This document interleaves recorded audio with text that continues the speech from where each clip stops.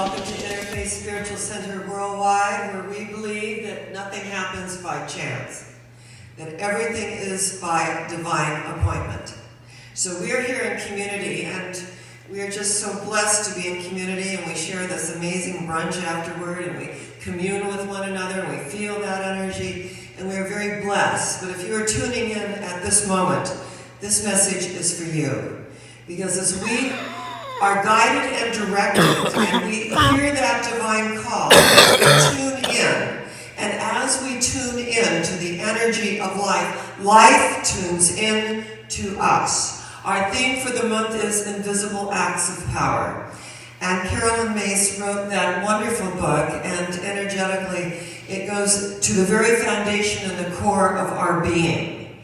And that every time we give the benefit of the doubt, every time we extend ourselves in helping someone, that is an invisible act of power, because we are not only forwarding and advancing the energy within them, but within ourselves. So this is an expansive kind of an invisible act of power every time we give the benefit of the doubt. Every time we extend ourselves to give a hand up, not a hand out, to give a hand up, because we are all one in the energy of the universe, beyond color, race, creed, sexual orientation, and political affiliation. We are all one, and when we connect at that place of oneness, we feel that energy. So this morning, we're going to look at the gifts of good fortune. And I love what Paul said to the Corinthians. He said, I wish, dear friend, that you may prosper and be in health, even as your soul does prosper. Think about that. When I read that years ago, I thought, wow, this is what true good fortune is. This is what true prosperity is. Dr. Clayton read to us this morning about spiritual substance, the ground of being in which all life flows is from this spiritual substance, whether we are consciously aware of it or not. And when we are consciously aware of it, when we are mindful that the ground of being is spiritual substance. And out of that, all life flows. So when we look at gifts of good fortune, I wish, dear friend, that you may prosper and be in health, even as your soul does prosper. It doesn't say anything about money. Money is a means of exchange. It's God's concrete form of substance, according to Mary Baker Eddy.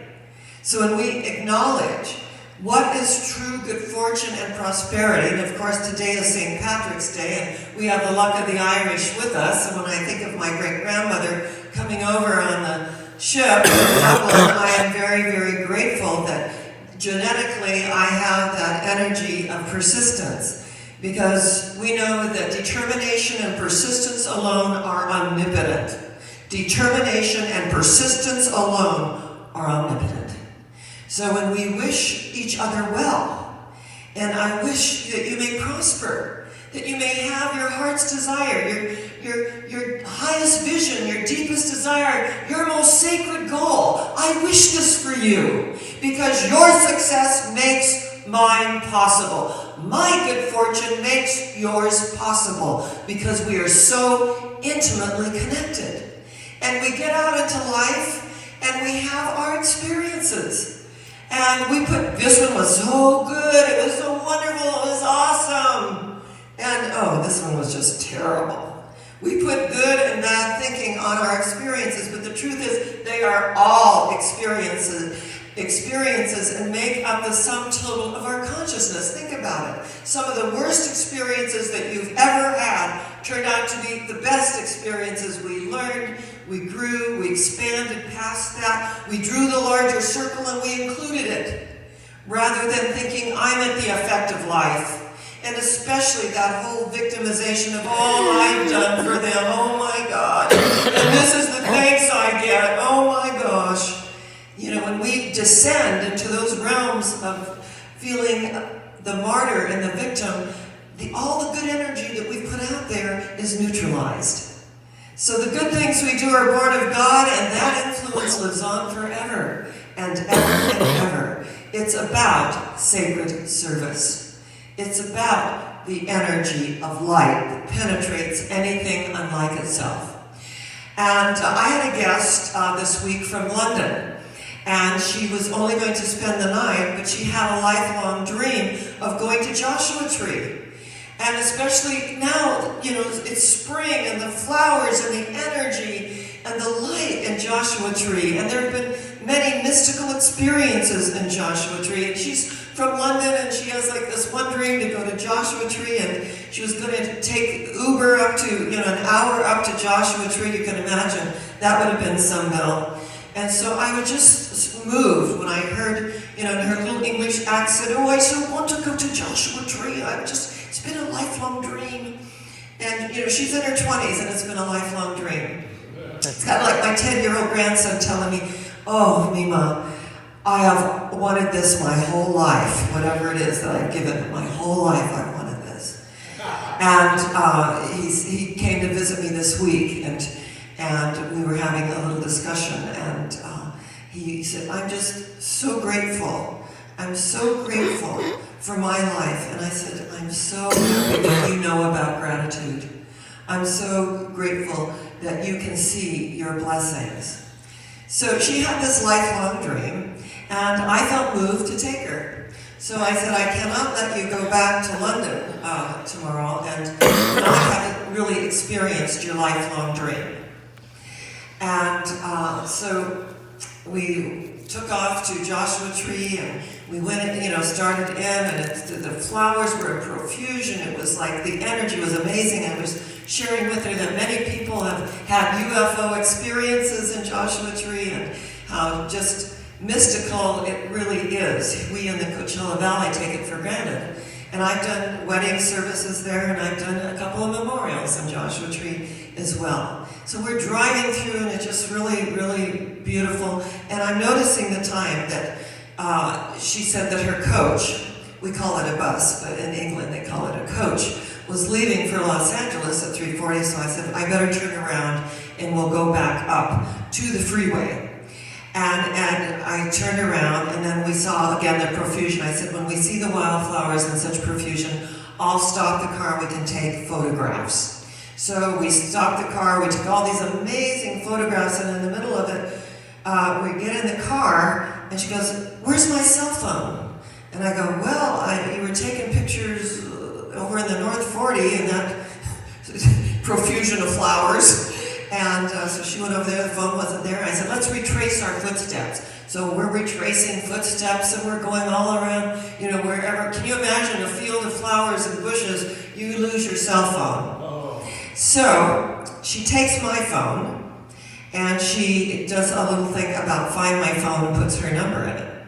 So like a Geiger counter, you know, looking for uranium, you know, waiting for the beep, beep, beep, beep, beep. We're out in this field, and other people saw us, and they started looking for the cell phone in the bushes, and we got this little group looking for the cell phone, and all of a sudden we hear beep, beep, beep. Eureka! The phone is found in the middle of the profusion of wildflowers. I said, this is our miracle of the day. Amazing. So she is just like beside herself. She is just so happy that she found her cell phone. And so we get in the car, and I turn it on, except that it does not turn over.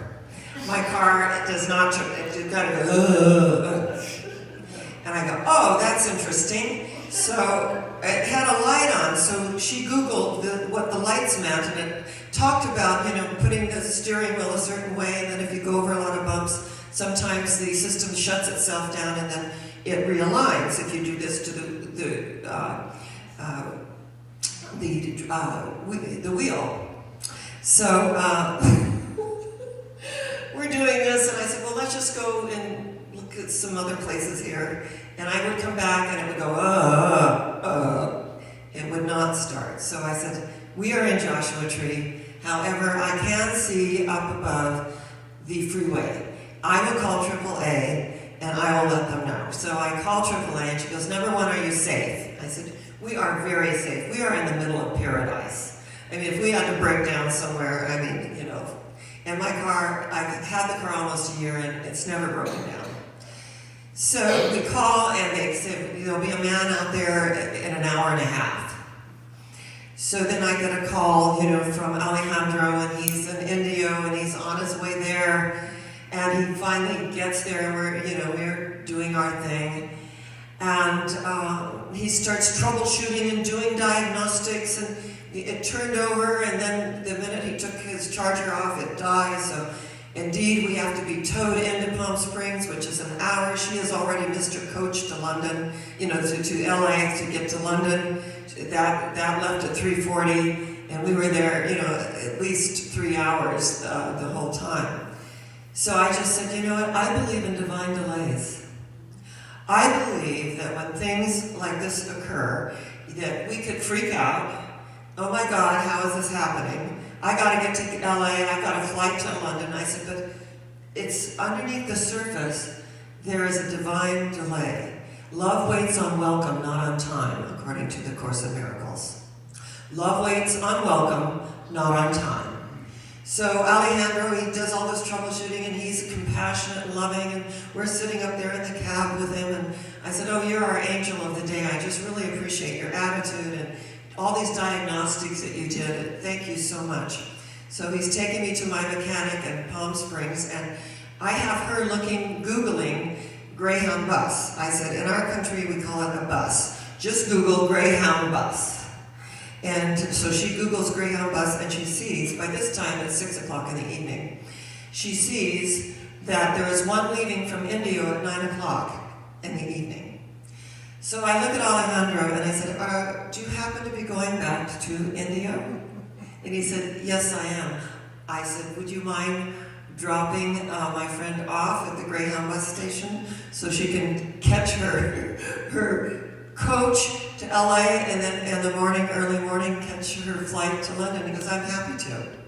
I said, I am giving you a commendation. We don't do that enough in our society. We complain a lot, but we don't give a lot of commendations. So when I called AAA to commend Alejandro, I said, who do I speak to? And she gave me the supervisor, and I said, this man was an angel. He was professional, he was caring, he was compassionate, he extended himself to us, and I'm giving him a 5-star commendation, and you make sure that he knows that I did this. Because in our society, we don't commend as much as we really should. We think, oh, that was nice. But if we take the time and the energy to commend someone, this is an invisible act of power. This is uplifting not only the other person, it's uplifting our own energy, because we are acknowledging that there is a power for good in the universe greater than we are, and we can use it.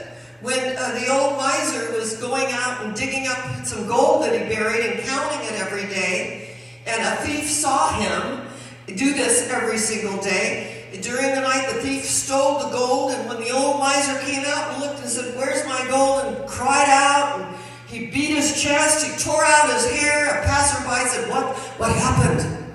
He said, oh, my gold was stolen. He said, why would you put it in this hole? Why not in the house for when you need to buy something? It'll be there for you.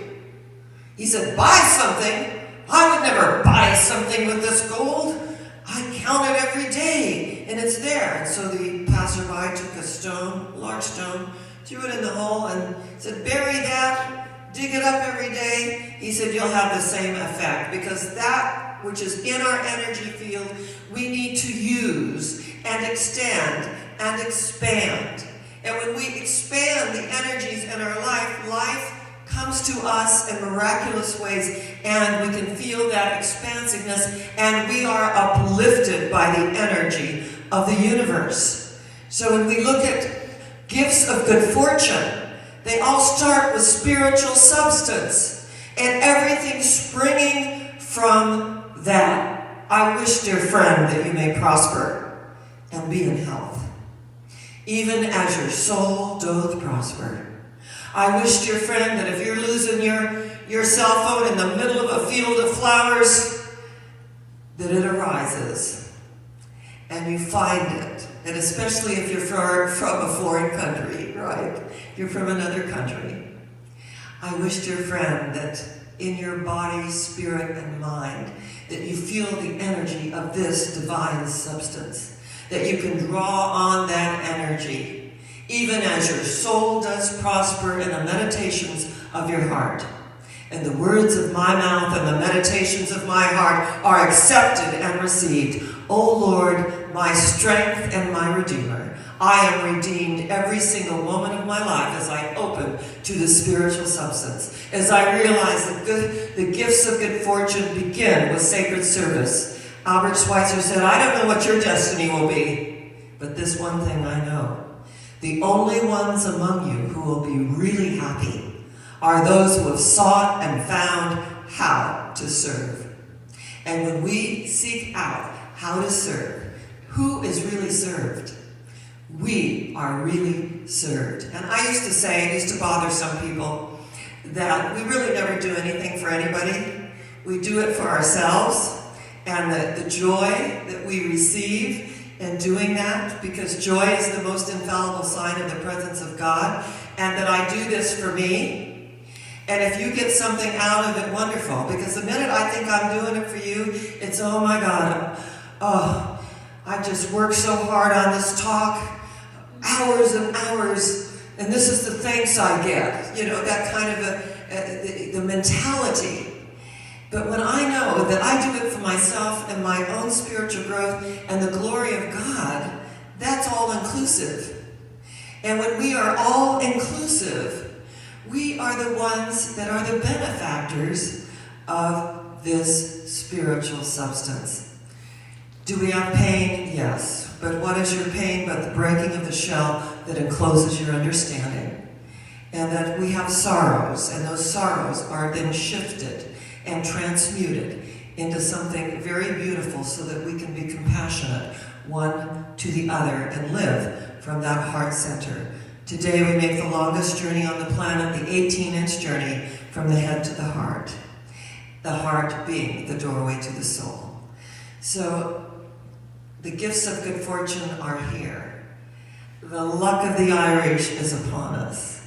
And all those that seem to have a lucky streak, they are grateful, they are mindful, and they are giving. Those that have the lucky streak in life are the ones that take all their experiences and they transmute them and lay them at the altar. And they offer them up. And when they are offered up, the energy of the universe receives them and then returns them, pressed down, shaken together, and flowing over into every area of their life, this beauty, this love, and this wisdom. So I say to each and every one of us, I am so very grateful. And through this gratitude and looking at our gifts of good fortune and spiritual substance, that we are growing and unfolding in miraculous ways. And as we open, we are all on the path, and that we are all going somewhere. Do you know where that is?